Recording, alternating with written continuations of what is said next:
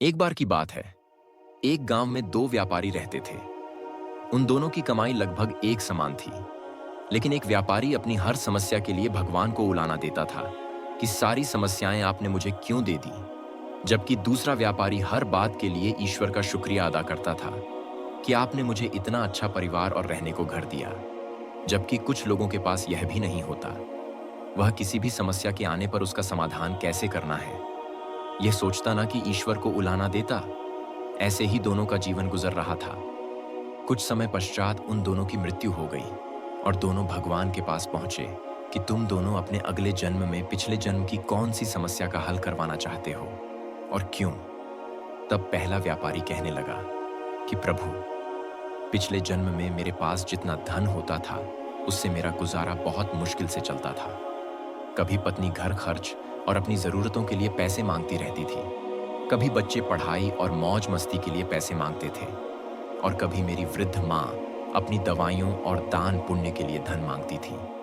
उन सब खर्चों के बाद भी अगर गलती से कुछ बचता था तो कोई ना कोई जान पहचान वाला उधार मांगने आ जाता था और अपनी बचत की कमाई उसे देनी पड़ती थी। और मेरा पूरा जीवन सबको पैसे बांटने में ही गुजर गया। इसलिए मैं अगले जन्म में इस समस्या का समाधान चाहता हूँ कि कभी कोई मुझसे पैसे मांगने ना आए, बल्कि मुझे कुछ पैसे देकर जाए। तब भगवान कहने लगे कि उचित है, तुमने जैसा समाधान चाहा था वैसा ही तुमको फल मिलेगा। फिर बारी आई दूसरे व्यापारी की। भगवान ने उससे पूछा। तब व्यापारी ने उत्तर दिया कि प्रभु, अपने जीवन से मैं संतुष्ट था। आपकी कृपा से मेरा सारा जीवन आनंद में था। पत्नी के मांगने पर उसे घर खर्च के लिए पैसे देता था, बच्चों को अच्छी शिक्षा दिलाई और हर संभव सुख सुविधाओं का ध्यान रखा। माता पिता की अच्छी सेवा की और उनको तीर्थ यात्राएं करवाई, और जितना हो सका दान पुण्य भी करवाया। प्रभु, वैसे तो मैं अपने पिछले जन्म से संतुष्ट था, लेकिन एक समस्या है जिसका आप समाधान कर दो। वैसे तो जहां तक संभव होता था मैं जान पह वालों की मदद मांगने पर उनकी हर संभव मदद कर देता था, लेकिन कई बार पैसे ना होने के कारण मैं किसी की मदद नहीं कर पाता था और वह बात मुझे मन ही मन खटकती रहती थी। इसलिए मेरी इस समस्या का समाधान कर दे कि अगले जन्म में कोई भी मेरे द्वार से खाली हाथ ना लौटे। भगवान ने उसे आशीर्वाद दिया कि जैसा तुमने समाधान चाहा वैसा ही फल तुमको प्राप्त होगा।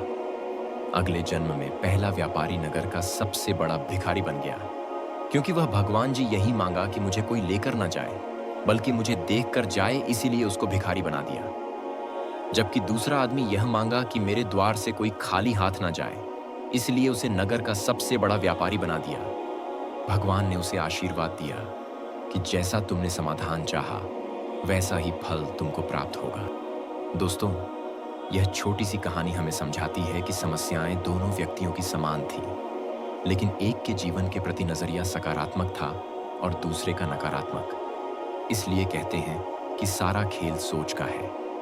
अगर हम अपने जीवन में सकारात्मक विचार रखेंगे तो वह हमें सारी सकारात्मक परिणाम ही सुझाए, लेकिन अगर हम अपने जीवन में नकारात्मक विचार रखेंगे तो वह हमें सारी नकारात्मक परिणाम ही सुझाए। इसलिए जीवन में हर एक नकारात्मक परिस्थिति में भी उसके पीछे की सकारात्मकता ढूंढें। बाकी आपको यह छोटी सी कहानी कैसी लगी, कमेंट करके जरूर बताना।